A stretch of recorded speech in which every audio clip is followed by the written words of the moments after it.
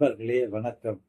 இன்று நமது ஜோதிட பாடத்தில் தெரிஞ்சிக்கலாம் வாங்க பகுதியில் உங்களை வரவேற்பதில் மிகுந்த மகிழ்ச்சி அடைகிறேன்.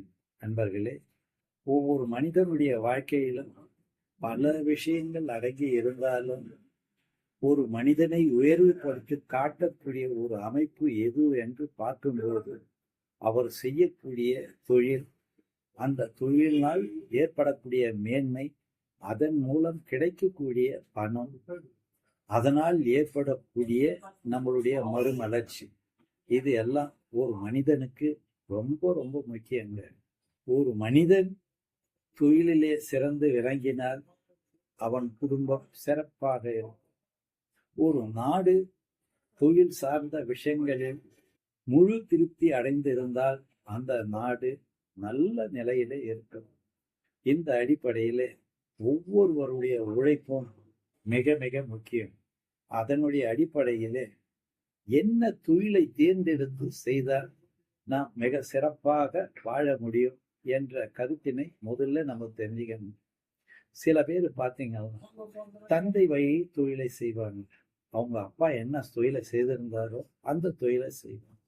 சிலர் தன்னுடைய முயற்சியால ஒரு புதிய தந்தைக்கு அப்பாற்பட்ட, தந்தையுடைய தொழிலுக்கு அப்பாற்பட்ட சில தொழில்களை செய்வார்கள். சிலர் அரசாங்க உத்தியோகத்துல இருப்பாருங்க, சிலர் வியாபார துறையில இருக்கலாங்க, சிலர் கமிஷன் துறையில இருக்கலாங்க. ஆனாலும் எந்த துறையாக இருந்தாலும் தொழில் சார்ந்த விஷயங்களுக்கு 10ஆம் இடம் ஆதிபத்தியம் அடையுதுங்க. அந்த 10ஆம் இடம் என்பது நம்மளுடைய லக்கணத்திலிருந்து 10ஆம் இடமாகி அந்த ஜீவனஸ்தானத்தை தாங்க நம்ம தொழில் ஸ்தானம் அப்படின்னு சொல்றோம். அந்த ஸ்தானத்துல ஒரு மனிதனுக்கு தொழில் நன்றாக அமைய வேண்டும் என்றால் அந்த இடத்தை பாவர்கள் பார்க்க கூடாது, பாவிகள் அமரக்கூடாது, அந்த 10க்குரிய கிரகம் நீச்சம் அடையக்கூடாது, 10க்குரிய கிரகம் நீச்சம் பெற்றவனோடு சேரக்கூடாது, அந்த 10க்குரிய கிரகம் பாவிகளால் பார்க்கப்படக்கூடாது. அந்த பாவிகள் சூரியன், சனி, ராகு, கேது, தேய்பிரை, சந்திரன், இந்த கிரகங்கள் அந்த இடத்தை பார்த்தாலோ அந்த கிரக தொழில்ஸ்தான அதிபதியுடன் சேர்ந்தாலோ பிரச்சனை தான்.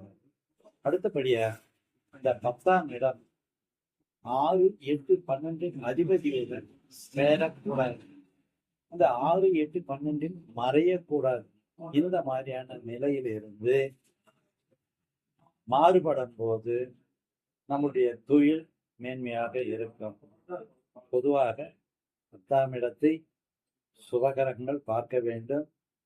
சுபர் என்று சொல்லக்கூடிய கிரகங்கள் குரு பகவான், சுக்கிரன், புதன், இந்த கிரகங்கள் அந்த ஸ்தானத்தை பார்ப்பது சிறப்பான இடம். மேலும் ஒரு லக்னத்துக்கு பாதகத்தை செய்யக்கூடிய கிரகம் அந்த 10ஆம் இடத்தை பார்க்கக்கூடாது. ஸோ இந்த மாதிரியான நிலைகள்ல இருந்து நம்ம விடுபட்டாலே அந்த தொழில் ஸ்தானம் மிக நேர்த்தியாகவும் அழகாகவும் தொழில் செய்து அதன் மூலம் நம்முடைய பொருளாதாரத்தை உயர்த்திக் கொள்ள முடியும். சிறந்த தொழிலாக அமையறதுக்கு வாய்ப்புகள் ஏற்படுத்தும். இந்த அடிப்படையை மனசுல வச்சுங்க. இன்னைக்கு இந்த அமைப்போடு நிறைவு செய்து நாளை புதிய தகவலுடன் உங்களை சந்திக்கிறேன். நன்றி, வணக்கம்.